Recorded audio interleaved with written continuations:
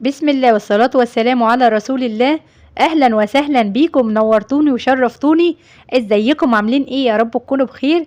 كل سنة وانتم طيبين. النهاردة بقى هنعمل بسكوت العيد. اللهم بارك، طلع خفيف ودايب، وكمان الرسمة واضحة وما اختفتش بعد السوا.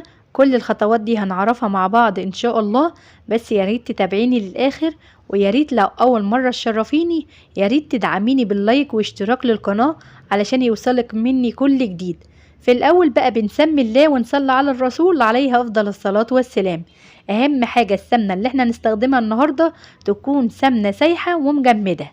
أول خطوة بقى نشتغل فيها نسيح السمنة ونسيبها لما تجمد. نزلت بقى ب 300 جرام سمنة، ونزلت عليها ب 350 جرام سكر. وأهم حاجة إن السكر ننخله في الأول علشان بيبقى فيه تكتلات. لازم بقى ان احنا نضرب السمنة والسكر لحد ما ينعموا خالص. انا هشتغل بالمضرب العادي اليدوي. تقدري بقى الخطوة دي تعمليها بمضرب كهربائي او تعمليها بايدك لو انت حابة. اهم حاجة في نجاح البسكوت وكمان علشان يبقى خفيف ودايب ان احنا نخلط السمنة والسكر لمدة كده 10 دقايق. ولو تعبنا شوية نريح، بس اهم حاجة ان احنا نتعب في الخطوة دي. وكمان علشان الخليط ما يفصلش لحد الاخر والبسكوتة تنطر السمنة وتبقى معضمة وناشفة، لازم بقى نخلط السكر والسمنة لحد ما ينعموا معانا ويبقى زي الكريمة. يعني هي أصعب خطوة بس أهم خطوة. إن عملناها مظبوط بقية الخطوات كلها تكون سهلة. هضيف بقى 50 جرام زيت، يعني ربع الكوباية. ولازم بقى نضيف الزيت.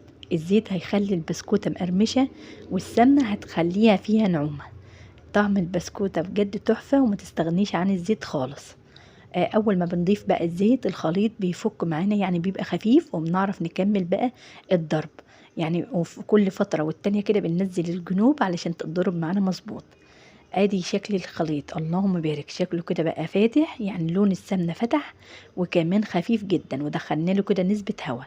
يعني تقدري بقى تشتغلي بأي حاجة موجودة عندك في البيت. لو ما فيش مضرب كهربائي احنا عملناه بالمضرب اليدوي. بعد كده احنا هننزل بالبيض. والبيض لازم يكون بدرجة حرارة المطبخ، ومش هننزل بيه كل مرة واحدة. انا هنزل بواحدة واحدة. انا النهاردة هعمل ب3 بيضات، بس لو انت حابة تعملي ب2 او ب3 او ب4 على حسب ما انت عايزة. ومع البيض بننزل بالفانيليا، وما ننساش الفانيليا علشان بتضيع معانا اي زفارة. بنضرب بقى البيضة اول ما بتختفي بننزل بالتانية. بنعمل كده في ال3 بيضات لحد ما يختفوا، ما بننزلش بيهم كلهم مرة واحدة علشان الخليط ما يفكش. اول يعني ما البيضة بتختفي بننزل بالتانية، على ما التانية بتختفي بننزل بقى بالتالتة.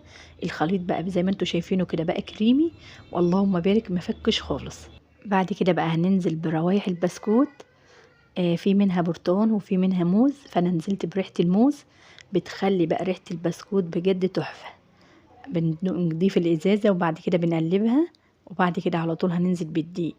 لازم بقى قبل ما ننزل بالدقيق بننخله علشان ندخله كده نسبة هواء والبسكوتة تكون خفيفة. اهم حاجة ان احنا ما ننزلش بكمية الدقيق كلها مرة واحدة. لما نشوف الخليط هياخد معانا دقيق قد ايه. بعد كده ضفت مع الدقيق معلقة ونص من البيكنج باودر، يعني 16 جرام على الميزان. وما ننساش بقى رشة الملح. عجينة البسكوت ما بتتلتش خالص، يعني بنضيف الدقيق. بنقلب اول ما الدقيق بيختفي، لو لقينا فيه تلزيق بنضيف بقى الدقيق واحدة واحدة.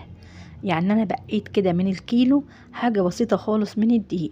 هقلب بقى لحد ما الخليط يشرب معايا الدقيق. وبعد كده هختبر العجينة واشوف هي محتاجة معايا دقيق ولا لا. لو فيها بقى تلزيق جامد هيبقى كده لسه محتاجة معايا دقيق. انا بعد كده طلعت بقى المعلقة ونزلت بايدي. شايفين انا بقلب بصباعتي من قدام علشان بس ان احنا منعجنش في العجينة ويكون ليها عرق. بنقطع كده بصباعتنا، بنضيع الدقيق. اول ما الدقيق بيختفي بنوقف تقليب. ونختبر بقى العجينة. شايفين هي ملهاش عرق خالص، يعني انا بقطعها كده ما فيهاش عرق خالص. باخد بقى قطعة عجين وبنحطها في ايدينا النظيفة اللي هي ما فيهاش عجين. نكور العجينة، لو لقينا فيها تلزيق يبقى كده العجينة لسه طرية. بس ما شاء الله العجينة كده مظبوطة وما فيهاش تلزيق.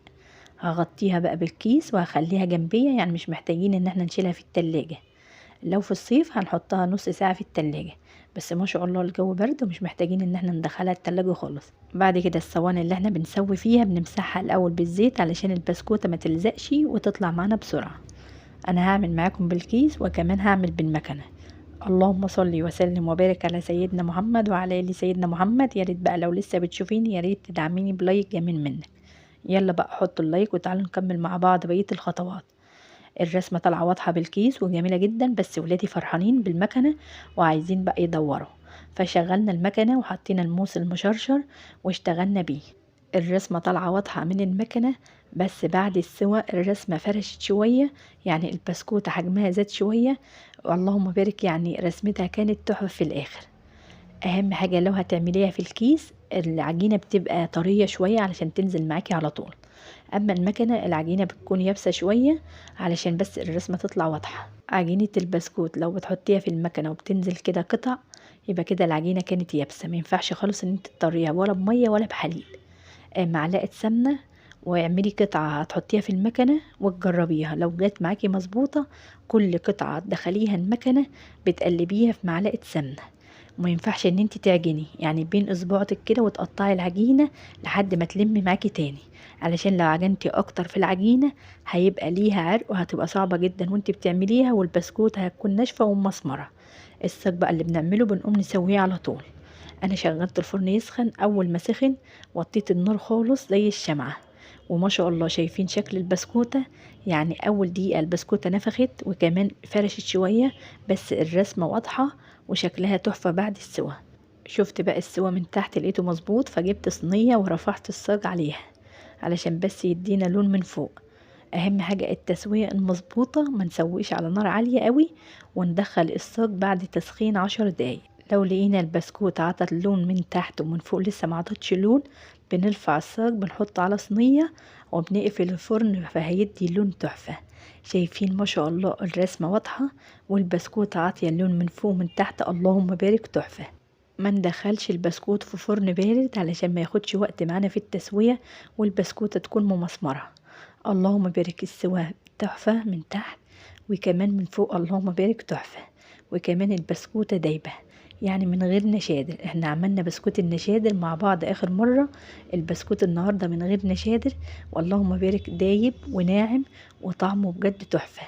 ان شاء الله هتجربيه بس تمشي على نفس الخطوات.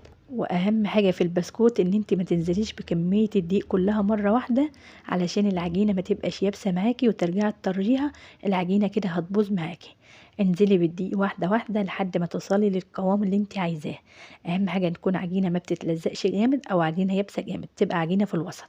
وما شاء الله الرسمة واضحة وما اختفتش، وكمان البسكوتة دايبة، يعني البسكوتة بتتكلم عن نفسها، مش محتاجين ان احنا نتكلم عنها خالص. جربي الخطوات هتطلع معاكي مظبوطة 100%. بتمنى بقى ان يكون شرحي بسيط، واتمنى ان انت تدعميني بلايك واشتراك للقناة، واستنيني في فيديو جديد.